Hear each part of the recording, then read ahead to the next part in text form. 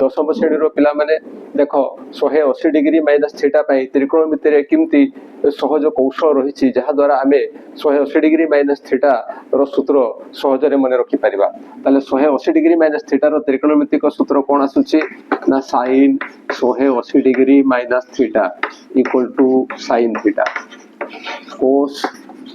180 degree minus theta equal to cos theta tan 180 degree minus theta equal to tan theta cot 180 degree minus theta equal to cot theta sec 180 degree minus theta equal to sec theta cosec 180 degree minus theta equal to cosec theta. देखो